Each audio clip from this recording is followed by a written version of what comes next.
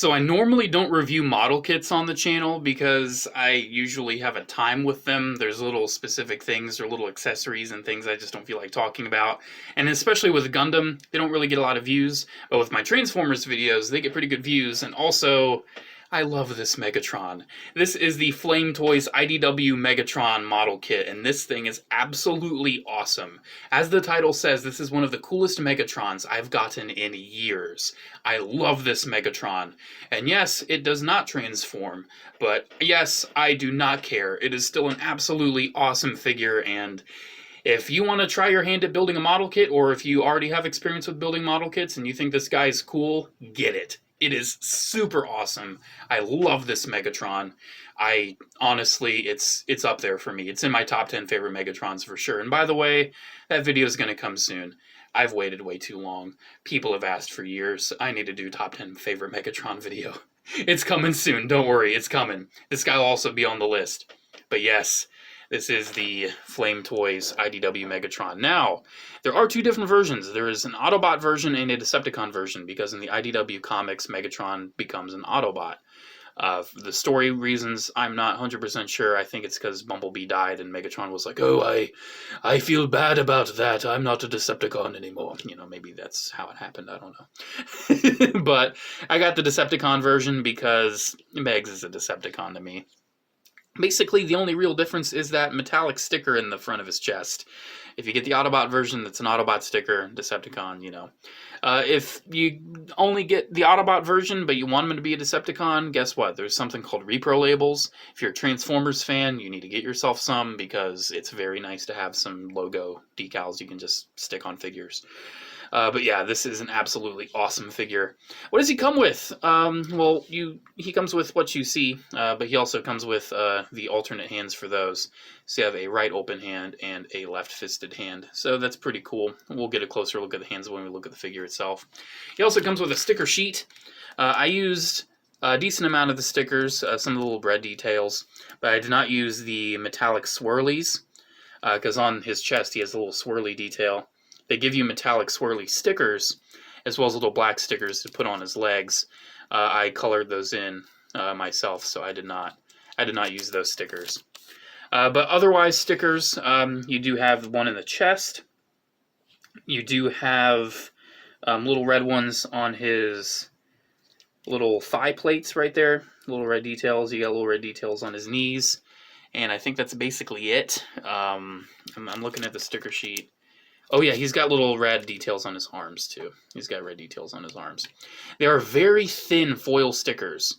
As you can see, it didn't fully go on 100% straight, and kind of has a little bit of a fold at the bottom. So yeah, they're very thin stickers. They're honestly nowhere near as good. That's not proper English. They are nowhere near as good as Bandai's quality of stickers, but they're still not bad. Honestly, the plastic quality on this is pretty great. I've had some issues with Flame Toys kits in the past, where some things happen, and I'll actually show you on a figure I'll compare it to. I've had issues with the poly caps, with the stickers, but on this one, so far, issue-free. It's definitely, by far, my favorite Flame Toys kit I have so far. I mean, just look at this thing. It is freaking awesome. So you may be wondering, what's the size on it? You know, you can kind of gauge by my hands, but if you're a Transformers fan, you're like, oh, is it like a Voyager class or a Deluxe class? Well, it's actually about a Voyager class. I'll compare it with the Voyager Bumblebee movie Optimus Prime mold here with this is the knockoff Nemesis Prime that's surprisingly super inexpensive. But yeah, you can see it's basically Voyager sized, which is a very good thing if you decide to put this with a more mainstream Transformers collection, because Megatron should be at least a Voyager class. And you may be wondering with Gunpla, oh, is it like 1/144 sized or is it 1/100 sized? Well, it's somewhere in between. Because this is the 1/144 standard kind of scale GM Sniper 2, and a 1/100 would be a little taller. So I would say it's somewhere in between. It doesn't really have a scale designation. Besides, you know, Transformers are significantly smaller than Gundams. If this Megatron would be to scale with this GM Sniper, you'd probably be looking about maybe like that or that, you know. Gundams are a lot bigger. So this guy's awesome. I did, like I said, do some coloring to it myself, so this isn't how it's going to look right out of the box. I did color in the little swirlies on his chest. I fully colored his face silver. It would normally be the kind of metallic gray plastic you see all over. I did some black details on the helmet as well. And I also did the black details in the legs instead of putting in the stickers. I also did black details here in the abdomen to kind of make that look more defined. So I didn't do too much work to him, but I definitely wanted him to have some life. And honestly, coloring in that head makes a world of difference. Oh, I also did color in his eyes. His eyes are metallic. I have metallic red for the eyes, but normally they are clear red plastic that basically looks black because there's no light shining. So coloring the eyes, I would personally recommend. What I do on little details like that, I just go over real quick with a silver Sharpie, let that dry, and then I go over with like a red Sharpie, and it gives a metallic look perfectly. You'll see with my Optimus, I'll compare, I did something similar. But dude, you can just, I think you've looked at and gawked at this thing enough. The design alone is super cool. I love the IDW Megatron design. It is just so angular. Like, look at those legs. And he's got, especially on his shoulders, these big bulky shoulders. And he's got little tank treads. He also is like indicative of G1 Megs because he has like the barrel right there, but then he has the big fusion cannon. Look at the back of his legs too. Oh my gosh. That is sleek. I love it. He just looks so cool, man. I love these little red details, too, on the hips. Those are actually red pieces, surprisingly enough. Those are really nice. Dude, he's just an awesome figure. I really love it. I do want to give a comparison as well with my IDW Optimus Prime, because I consider these guys to be some of the coolest. It's like the coolest Optimus and Megatron pairing I have in my collection right now. These guys are just so slick looking together. So this Optimus does actually have a couple issues I have had with these Flame Toys models in the past. So his arms, that is all one giant sticker. I really don't like Flame Toys' use of stickers. I think they are way too... They're way too reliant on stickers for some details. But one thing that I really have an issue with is that. I don't know if you can see right in there. That is a split polycap. That's what it should look like, and it is totally split. That made the leg joint significantly looser than it should be. It could still pose, it could still hold, but it made it way too loose.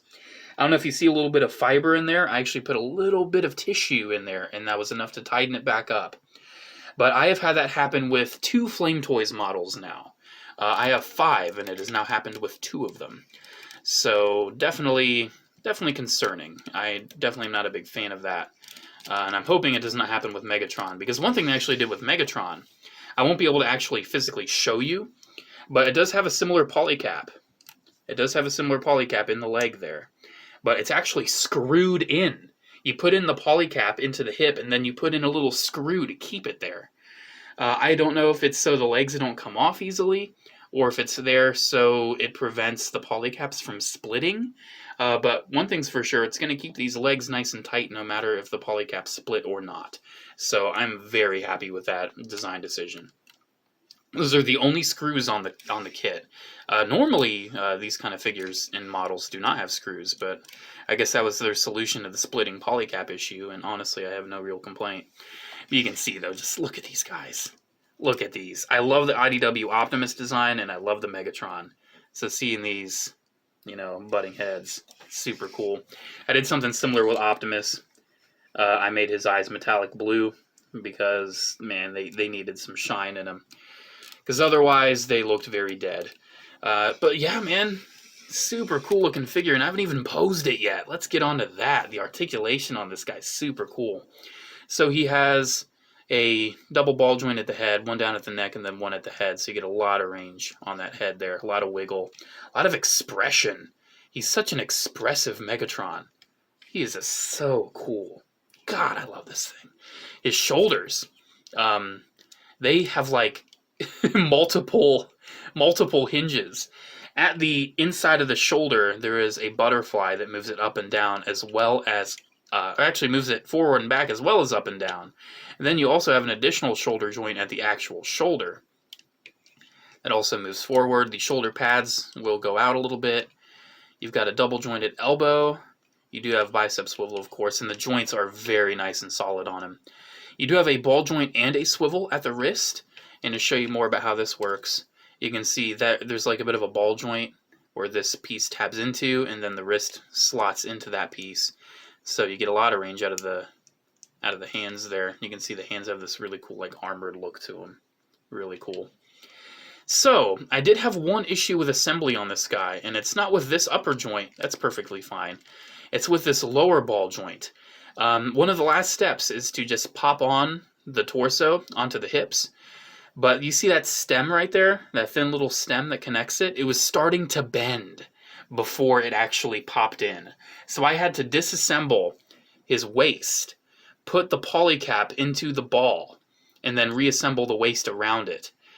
That was not fun. That was the very last thing I had to do, too. And you can see, moving this joint, it's very tight. It's very firm. So definitely that ball, the ball joint, is either too large for the socket, or the socket is too small.